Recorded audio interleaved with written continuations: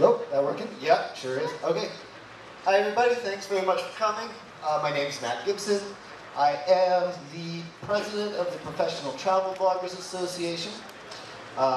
And we helped a little bit with a bit of the organization of this. I can't take too much credit because the Himalayan Travel Mart really did an amazing job bringing out 115 bloggers, which is, to my knowledge, the biggest group travel blogger trip probably in history. It's the biggest I've ever heard about it. So can we have a round of applause for them, please? Now, I have this great presentation made up, and I really like it, but when I got here and I was sitting with Damien, I realized there's a lot better way I can spend my time on stage than talking about technology and travel. So can you skip to the second last slide, please? The second last slide, please. Okay, sure, thank you.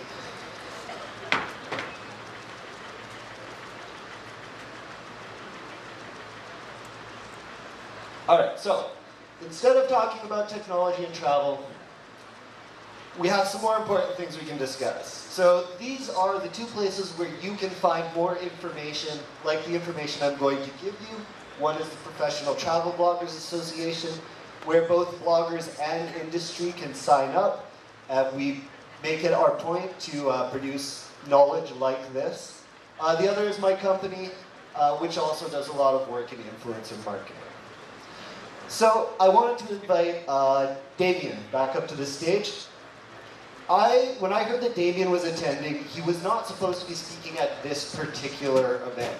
He was supposed to be speaking at the other event, and I asked them to please let Damien come here and give travel bloggers a real talking to about a real critical understanding of the way the industry perceives them, because we really need that. And I love listening to that. So if you were upset by some of the things Damien said, you have me to thank. And I'm going to ask him to say some more. So I want to just preface this with a really great quote from Game of Thrones. It's Tyrion. You know, Tyrion the dwarf is talking to Jon Snow, and he says, "Let me give you some advice, bastard. Never forget what you are. The rest of the world will not. Wear it like armor, and it can never be used to hurt you." Now, Damien has a really solid understanding. He's worked with bloggers for, I think, since about as long as blogger campaigns have been around, right? Yeah? Like if y'all remember when Jordan did their first big campaign, it was one of the first big pushes for bloggers. He was working with Jordan at that time. And still is. So he's seen the good and the bad, and he has a really critical understanding of the problems of working with bloggers and the way industry views bloggers. Because as bloggers, we get stuck in our bubble understanding what we have to offer, but not understanding what are the competing priorities that the industry is going to have. What are the things that scare them? What are the things that freak them out about working with us? And if we don't understand that, it makes it really hard for us to effectively sell ourselves to them and address those problems. So I wanted to dig deeper into some of those problems with Damien. So we only have a little bit of time. So let's start with like some really granular stuff. So first, you said earlier that you get how many pitches per day in Jordan? Well, it's several destinations I was referring to. The worst I've seen is 8 per day, but it's always at least one a day that the destinations I'm working with receive. Okay, great. So first, what are the most common things that people are doing that, well, first, out of those 8 a day, how many are going to get accepted? It depends on the country. There used to be a position in some countries where a lot of them were accepted, but now as more people, there's so many of them, and people are getting a better understanding of it, a lot less are being accepted. What we're seeing are countries developing systems to vet them.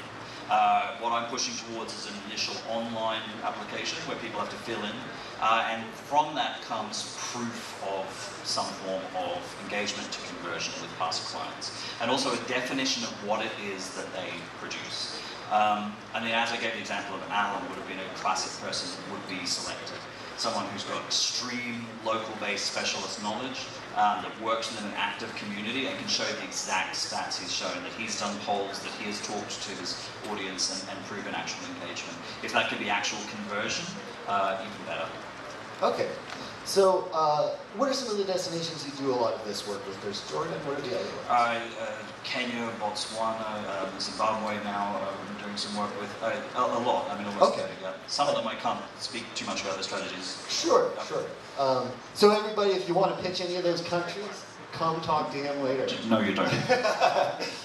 So, let's use Jordan as an example because everybody knows it pretty well. Now, I'm pitching you, I want to come to Jordan. Okay. What can I do to what would be your ideal pitch that you're going to receive from me? Okay, so what do you produce? What content are you producing? Is it predominantly visual? Is it text-based? Can we see samples of that? What is the financial arrangement you're seeking? Is it sponsorship, or are you going to produce content that we will buy? What are the rights around that content? What can we do with it? There is a huge term now in travel marketing which is purposing and repurposing of content. And increasingly with budgets being strained, people are pushed towards being able to not buy content for one specific purpose, but to be able to repurpose it. What other markets will this be relevant to? Which campaigns can we tie this to? So that comes into play. One of the big thing that's going to lose it with a lot of destinations is, yeah, I'm going to produce this content, but you have no rights over it. You certainly can't reuse my photos unless you pay me again for it, or I'm going to retain copyright. That's a deal breaker in many cases now with destinations. If they're going to bring you in and pay you for content, they need to own that content. So then it comes down to what is the audience for this content that you find that you're attracting? Who are they? How can you demographically profile them? Because now with market segmentation exercises, most destinations are now segmenting their audience. So they have very specific people around the world that they want to sell to at very specific times with very specific types of content. So they're seeking that content.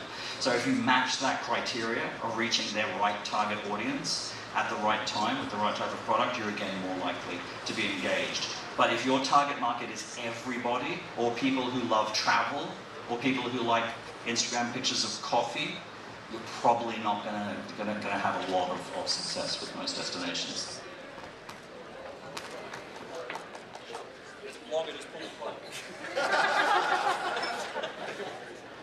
Okay, good. So I think we can yell. Yeah, let's yell. It's not that big. Unique selling proposition sounds like an important one. Yes. Identifiable what? Identifiable audience? Can't hear you. Oh boy. Yeah. Project, young man. Project. Sure. Okay, so unique selling proposition. Super key. Yes? Yes, and You can stream it online. Okay.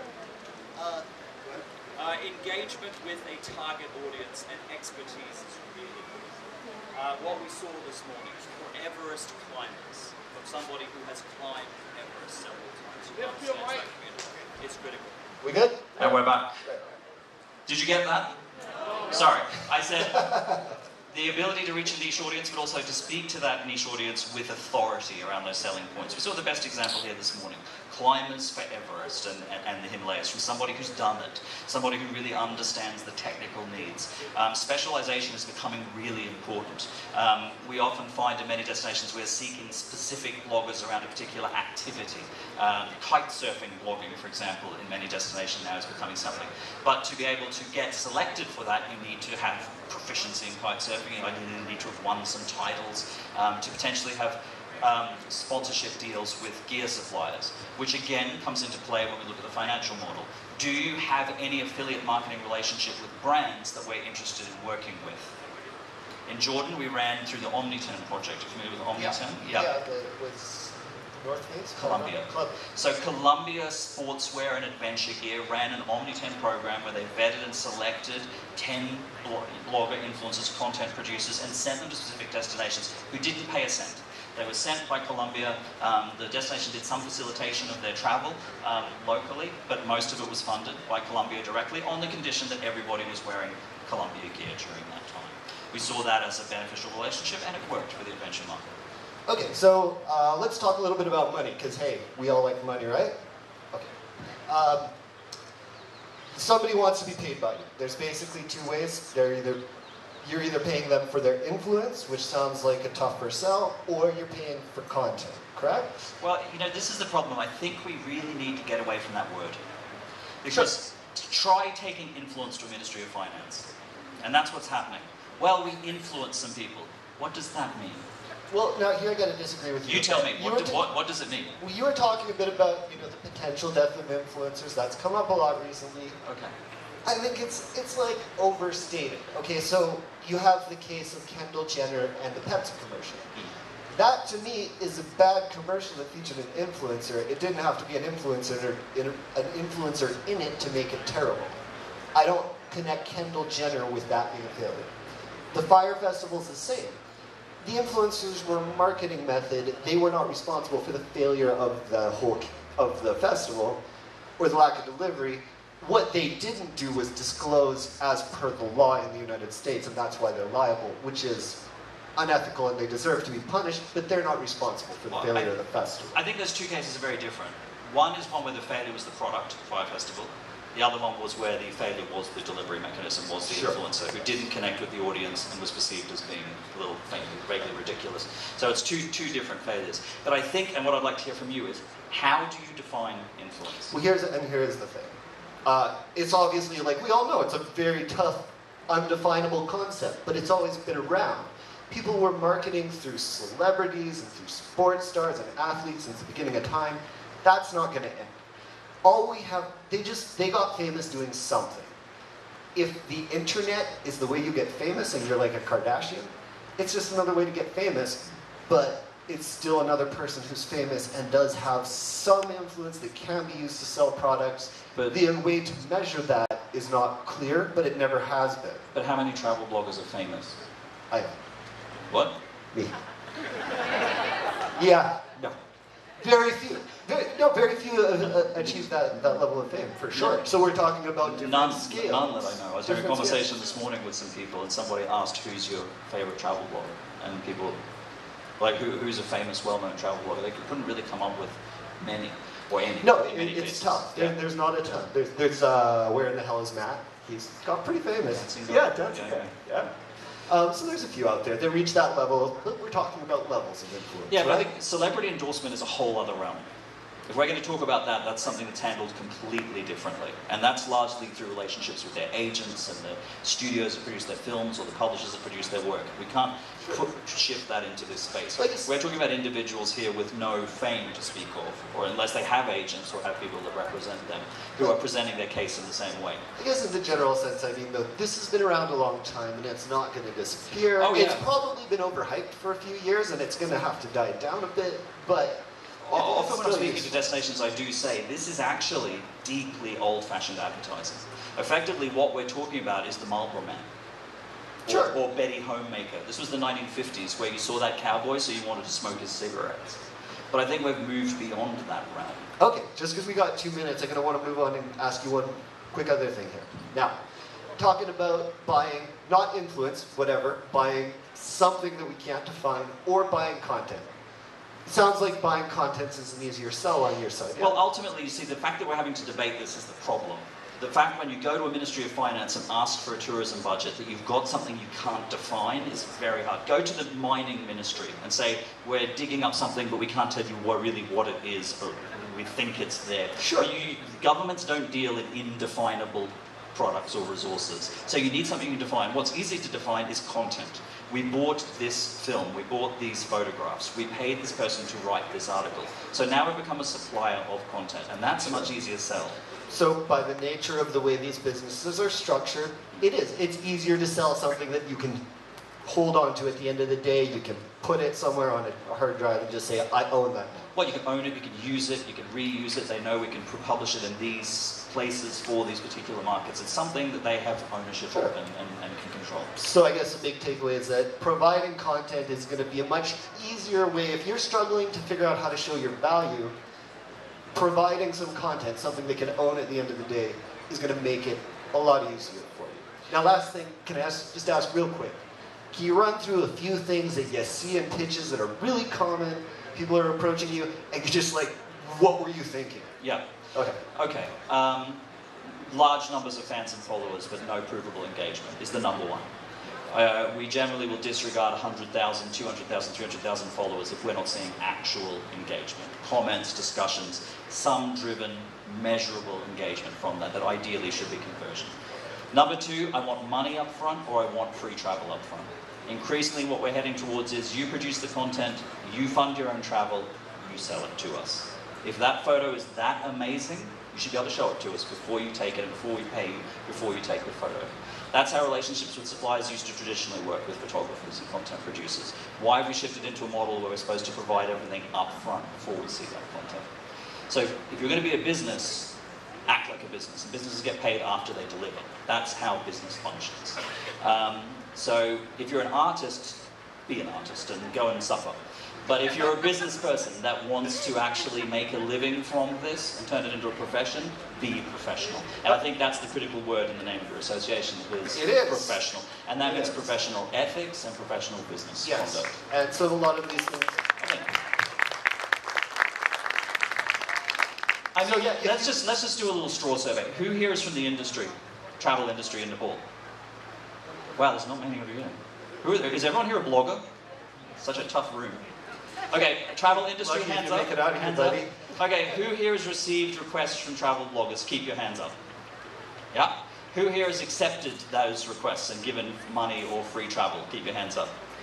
Who here has seen amazing results from that?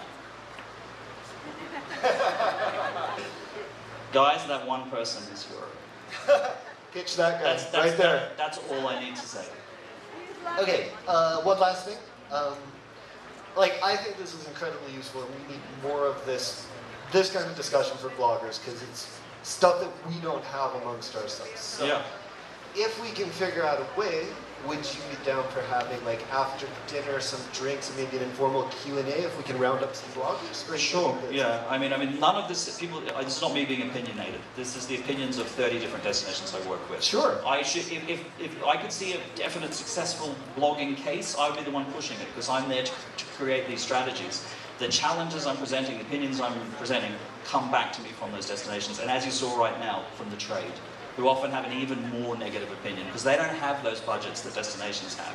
So, how many bloggers here, hands in the air, would be willing to later buy Damien one beer each to have a Q&A and conversation after dinner? Based on this room, that's alcoholic poisoning. All right, cool. We'll try and put something together and put it in the Nepal Explorers group. Last thing. There is a group on Facebook for all the bloggers here called Nepal Explorers. You're not all in it. If you're not, please search for it and add it right now, because a lot of people are asking me about connecting with the bloggers, and that's going to be my best way to reach you guys, is to post opportunities for post-conference travel in that group. So please join that group. Anything that comes my way is going to go into that group. All right? Thanks very much, you guys.